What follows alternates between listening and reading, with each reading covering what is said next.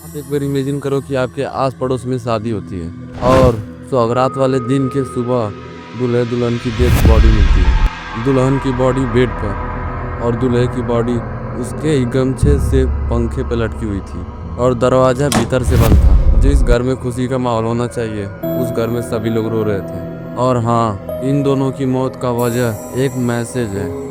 दुल्हा का नाम प्रदीप है, जो उत्तर प्रदेश के अयोध्या जिले के शहादनगंज गुजरावपुर का रहने वाला था।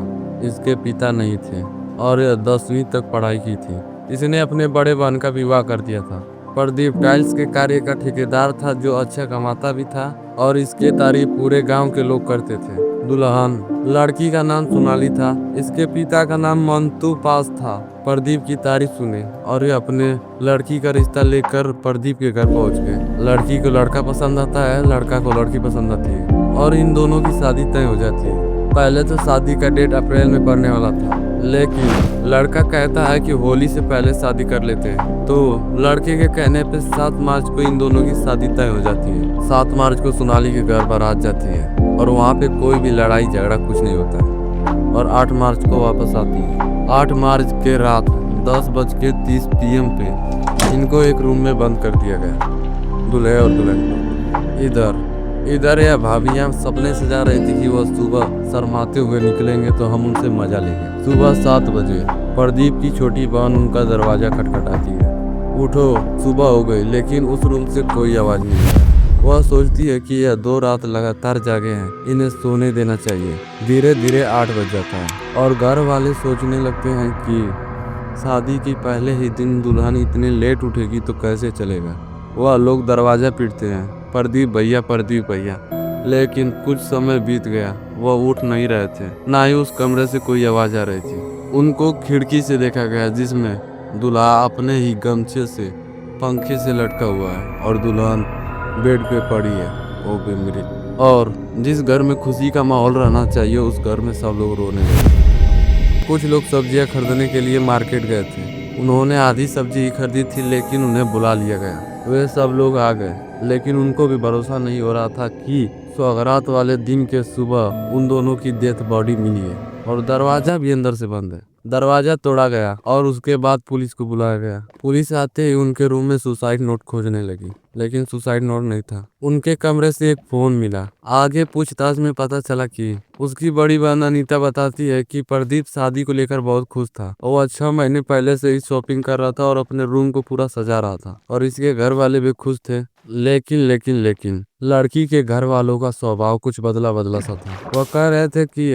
हमने अपनी लड़की आपको सौंप दी है, जैसा करना है वैसा कीजिए। पड़ोसियों ने बताया कि उनके बातों से ऐसा नहीं लग रहा था कि उनकी लड़की खो गई है या उन्हें किसी बात का दुख है, या लड़की के घर वालों का मानना यह होगा कि जो हो गया सो हो गया, उसे कौन बदल सकता है। उनके रूम से जो फोन मिला उसमें एक रात में 12:30 पे मैसेज आया था, जिसमें लिखा था कि तुम कैसी हो, मुझे छोड़कर अच्छा नहीं किया। और आगे भी 2 लाइन थी। मोबाइल से घटना के दो घंटे पहले एक फोन गया था, जो था अनुज को। अनुज जो प्रदीप का भांजा था। अनुज को रविवार को पुलिस स्टेशन बुलाया गया। उसने कहा कि हाँ, मुझे रात में फोन किए थे प्रदीप मामा। मामी के पास फोन नहीं था, उन्हें खरीद के देना था। उसके मामी के पास मोबाइल फोन नहीं था जब वो प्रदीप के घर आई। लड़की का मोबाइल फोन खोजते खोजते लड़की के घर पहुंच गई पुलिस। उसकी मां ने बताया कि उसका फोन पानी में गिर गया था, जिसके कारण वो मोबाइल नहीं ले जा पाई। प्रदीप ने कहा कि मैं तुम्हें नया फोन खरीद के दे दूंगा, जिसके कारण उसने अनुज को फोन किया था।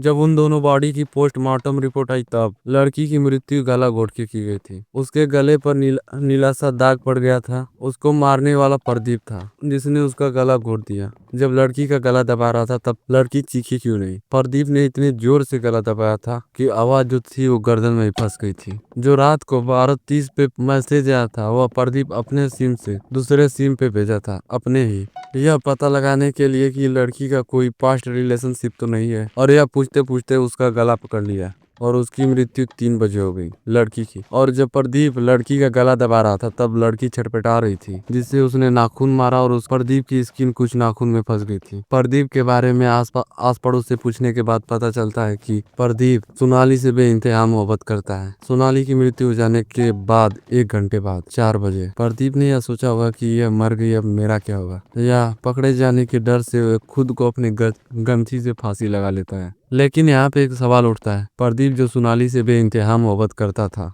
उसको कैसे मार सकता है। प्रदीप को सोनाली के खिलाफ कान भरे गए थे कि उसका रिलेशनशिप कोई चल रहा है अभी भी। उसी को पूछते पूछते प्रदीप ने सोनाली का गला पकड़ लिया, जिसके कारण ये दोनों मर गए। आज एक शक के वजह से 2 लोगों की जानें चली गई। या तो अपने पार्टनर को पहले ही बता दो कि मेरा रिलेशनशिप था, या उससे शादी ना करो, या उस पर शक ना करो।